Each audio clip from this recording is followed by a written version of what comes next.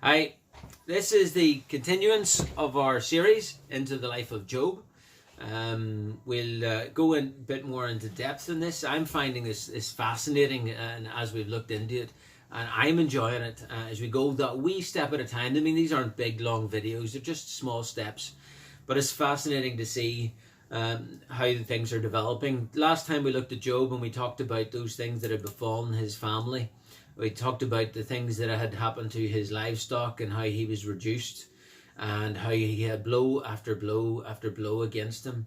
And then that line had come up, which we'd read last time. It said, "In all this, Job did not sin nor charge God with wrong." What a real testimony to who Job was and to what his relationship with God was and his understanding of God.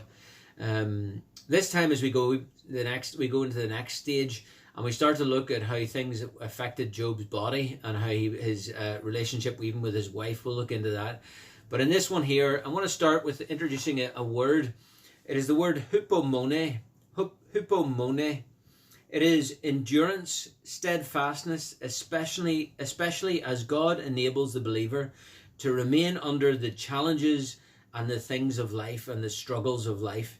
It is patient enduring. This is a New Testament word, and in the New Testament, it is the characteristic of a man who is unswerved from his deliberate purpose and his loyalty to faith and piety by even the greatest trials and sufferings. Let's read that part again. Unswerved from his deliberate purpose and his loyalty to faith and piety by even the greatest trials and sufferings. Very appropriate word for this discussion, very appropriate word for even us looking at the life of Job and how he's enduring these hardships. As we know in this third section, what happens is the scene changes from the family and from his loss and from his grief and his heartache. The scene now changes back to the heavenly realms, back to the spiritual realm. And here in the throne room of God, the enemy is again accusing God and accusing Job. And again is coming in with looking for a way to create division, separation between God and man. That's what the enemy's always out to do, is create a separation. And if he can't get God to just accuse man, he'll get man to accuse God. And he wants to bring in that separation. And this time he's come in again. And again, God answers with the words. This is in chapter 2. And chapter 2, verse 3, and it says, again, God introducing Job to Satan again. He says, Job is a man who is a blameless and upright man, one who fears God and shuns evil. Still that testimony about the life of Job. Still, he's got that opinion of Job, and that's wonderful. But this time he goes a little step further. He says, and still he holds fast to his integrity. And still he holds fast to his integrity. See, God wasn't unmindful of those things that Job was experiencing. He wasn't unmindful of the loss and of the heartache and of the pain. He wasn't unmindful of those. He wasn't oblivious. This just wasn't all happening in the background to God.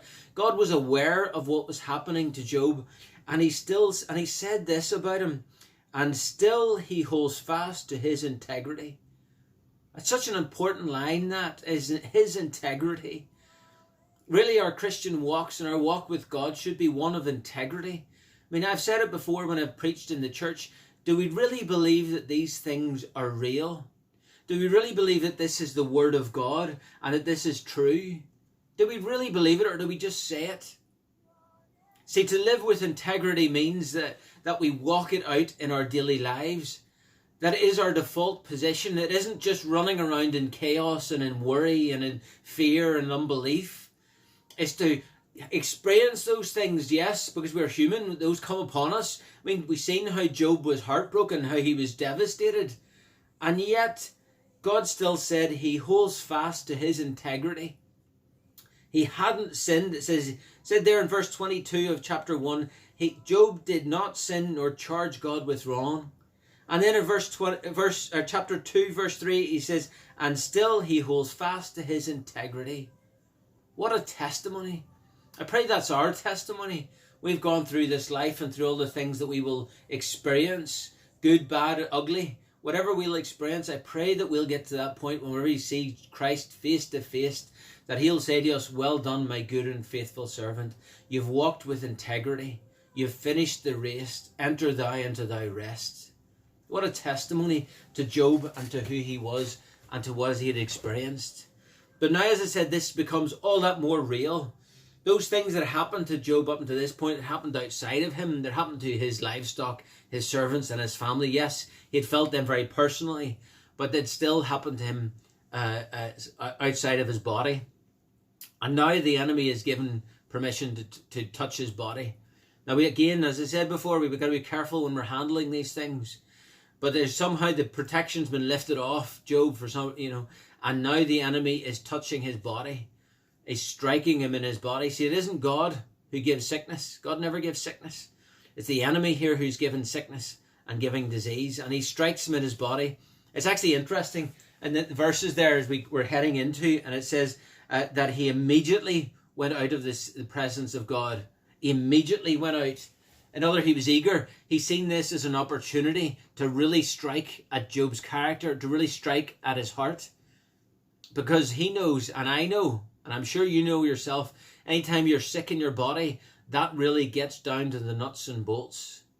It takes a whole nother level of faith to deal with an illness in our own bodies, to struggle on and to remain faithful and to remain diligent and to walk with integrity. Whenever our bodies are ill and sick, to believe that God is a good God and God is a big God and God's in control and we can trust him. It takes a whole nother level of faith when it's in our own bodies. And the enemy knew that, so he went out immediately from the presence of God to strike the person of Job. And strike him he did. Oh my, the things that went on in his body, the things that he experienced. Actually, if you look into the details of it, it talks about him being covered in boils from the crown of his head to the soles of his feet. It talks about him sitting in ashes, probably sitting in the dump, the local dump, where people would have taken their waste and would have burnt it.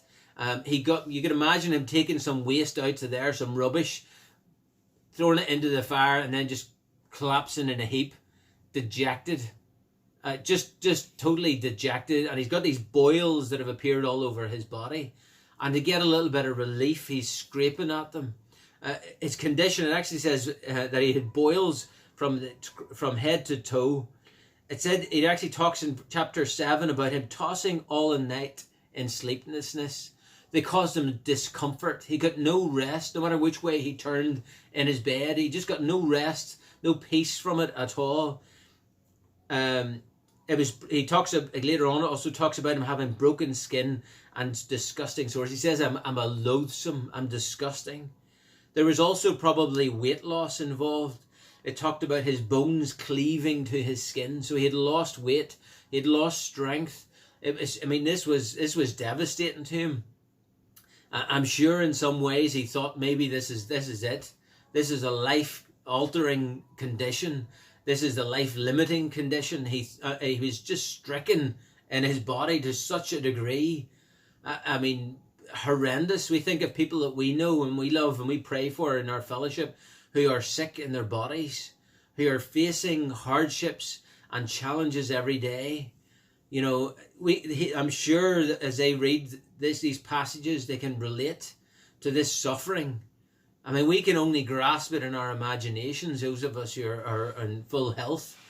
But it's not easy whenever you have to face life with challenges in your body, when you become so aware of all those illnesses, every aching joint. Every night seems to last a lifetime.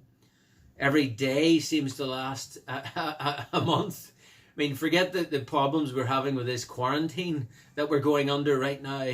If you could imagine, add on top of that, these illnesses, this disease that has stricken his body. He was facing something that is shocking, that is horrific in many ways. And here he is, he's sitting in the ashes.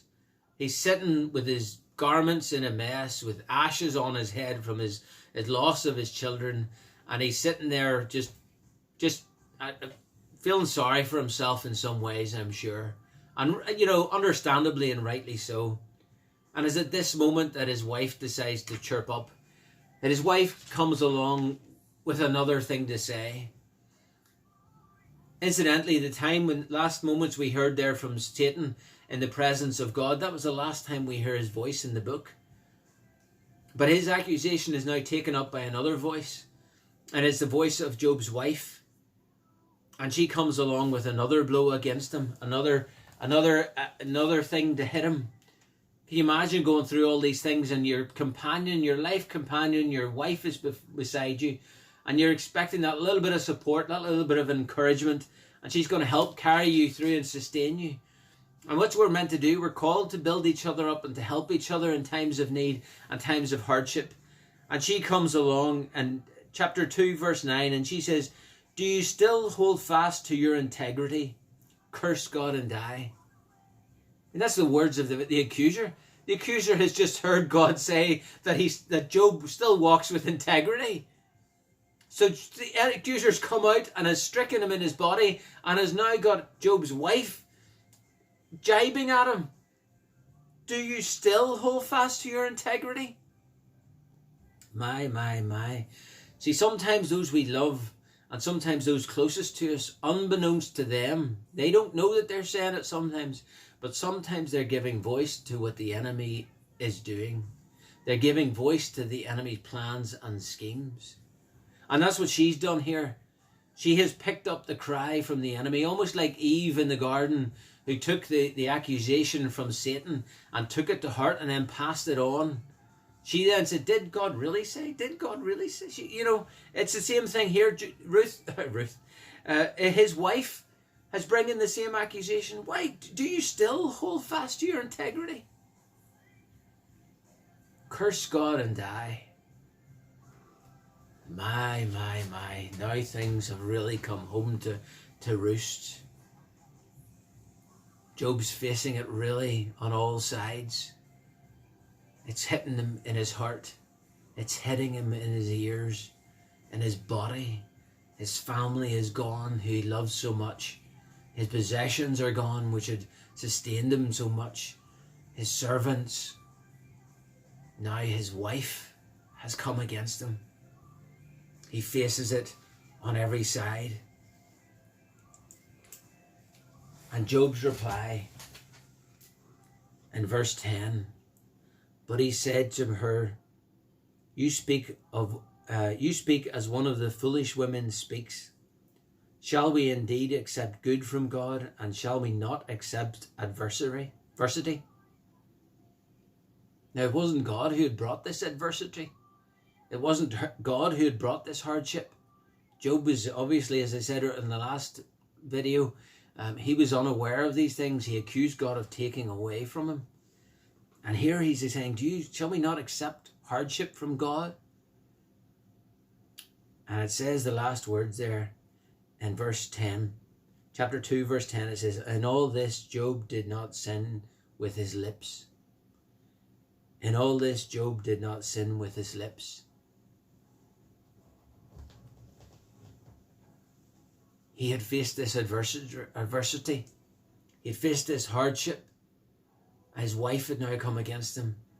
And it says that he did not sin with his lips. That's an interesting turn of phrase. What was happening in his mind and in his heart? He didn't sin with his lips, but maybe the seeds had been planted for him to start to question and start to doubt. He was getting unsettled. He was rocked here to the core, rocked to the very foundations of his life. He was definitely on a low ebb, but he didn't sin with his lips. We're told in the Bible to be angry, but sin not. It's okay to pour out those emotions and pour out that anger and frustration, but not to sin. Not to accuse God of being evil, of doing evil, or to accuse God of being invisible. God doesn't exist. Because God does exist.